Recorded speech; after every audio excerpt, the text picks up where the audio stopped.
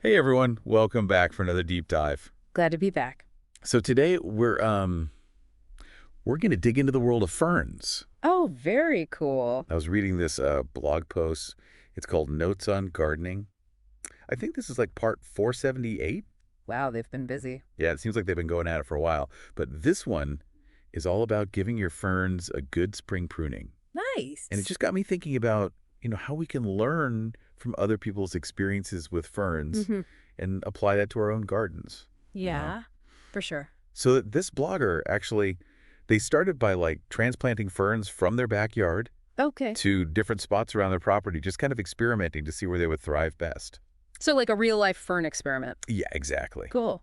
What'd they find? Well, it turns out the ferns that were transplanted to the front yard, those are the ones that really took off. They Interesting. adapted really quickly and started producing all these new fronds. Huh. So the front yard seems like it was the winning spot. Yeah, it must have been something about the conditions there, Yeah. you know? Right. The soil, maybe the amount of sunlight. Yeah, maybe a little morning sun and then dappled shade for the rest of the day. Who knows? Yeah, it's like a little fern detective work trying to figure out what they like best. Right, exactly. So after the ferns settled into their new front yard home, the blogger decided it was time for a little makeover pruning time. Ah, yes, the art of pruning. Yeah.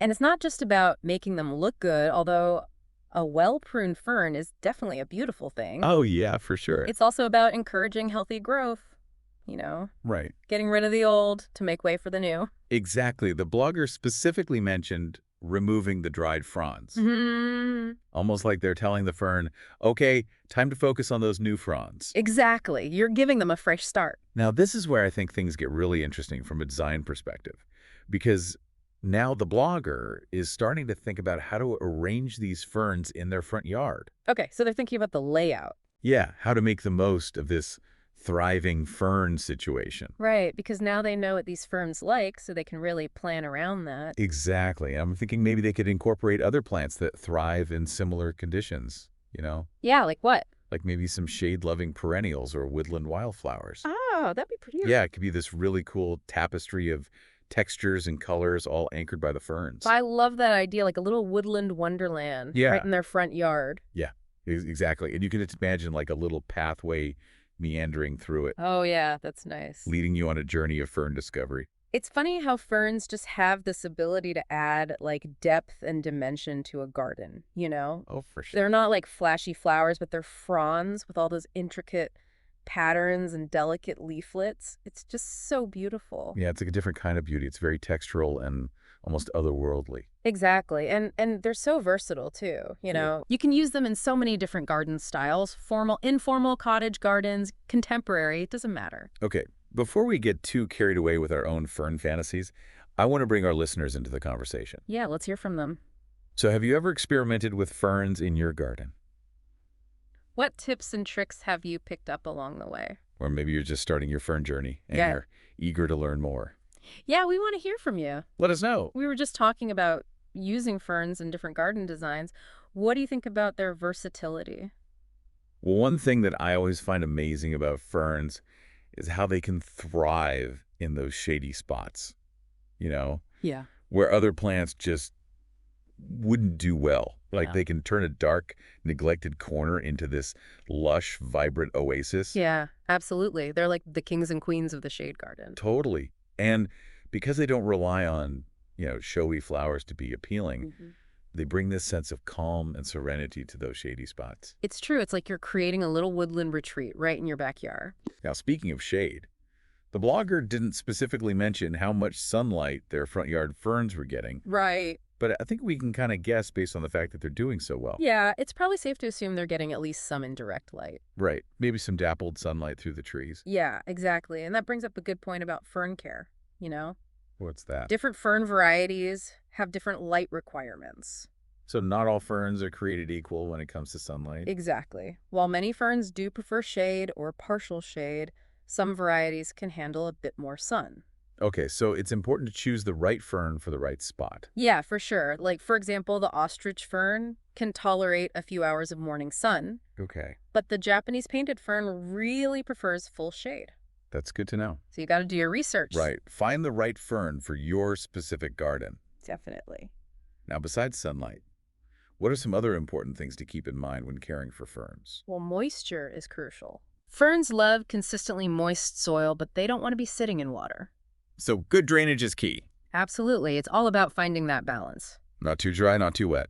The Goldilocks zone of moisture. Exactly. Any tips on how to achieve that? Well, amending your soil with organic matter like compost or peat moss can help improve drainage and moisture retention. Okay. And when you water, make sure to water deeply so that the water really reaches those roots. Deep watering, got it.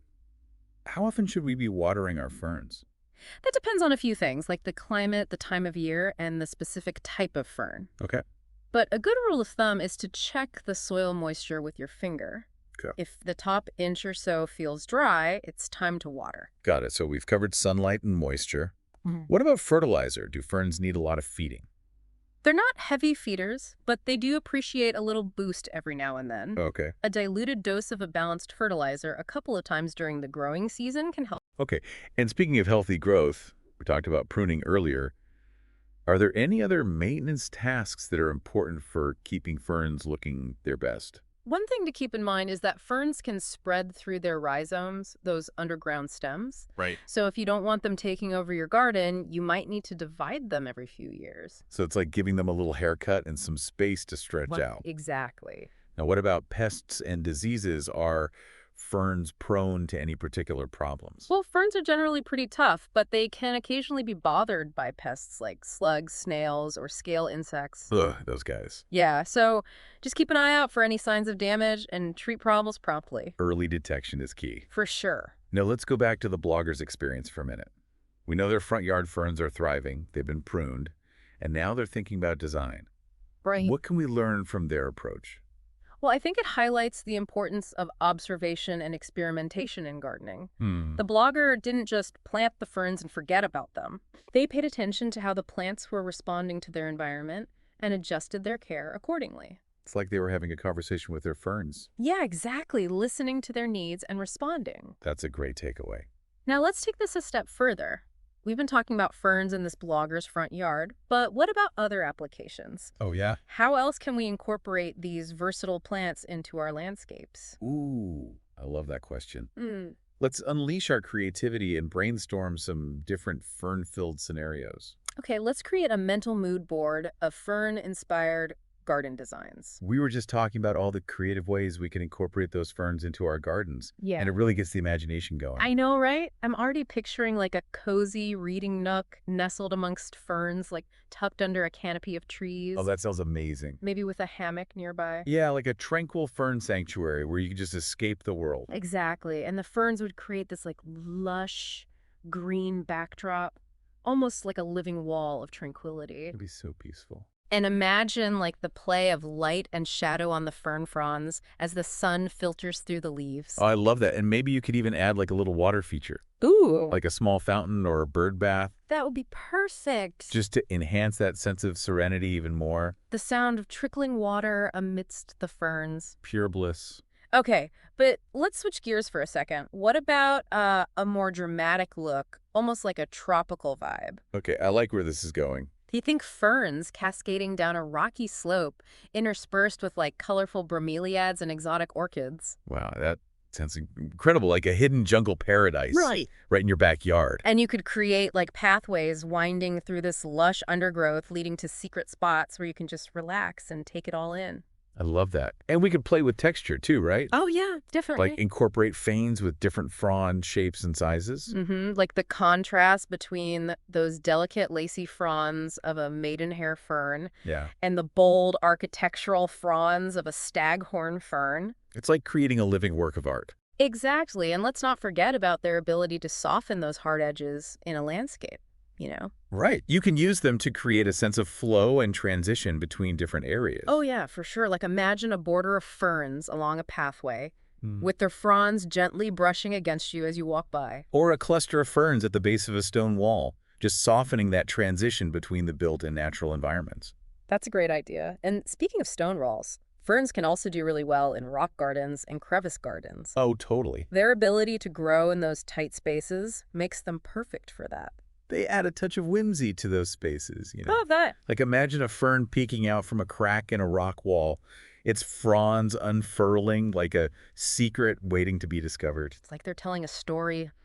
These ancient plants that have been around for so long, they connect us to the history of the earth I love that. and remind us of the beauty and resilience of nature. Now, before we wrap up our fern adventure, I want to challenge our listeners to think beyond those traditional uses for ferns. Yes, let's get creative. What about incorporating ferns into vertical gardens or living walls? Ooh, I like that. Imagine a wall covered in a tapestry of ferns, their fronds cascading down like a green waterfall. That's a fantastic idea. You could even use them in containers Oh, yeah. to create stunning focal points on patios or balconies, like a large urn overflowing with different fern varieties, their fronds spilling over the edges. It would Beautiful. be like a green fountain. So many possibilities. And remember, like, we learned from that blogger's experience, it's all about experimentation and observation. Mm. Don't be afraid to try new things. Exactly. Push the boundaries of what you think is possible with ferns. Let your imagination run wild, and let those ferns inspire you to create a garden that you truly love. Happy gardening, everyone. Happy gardening.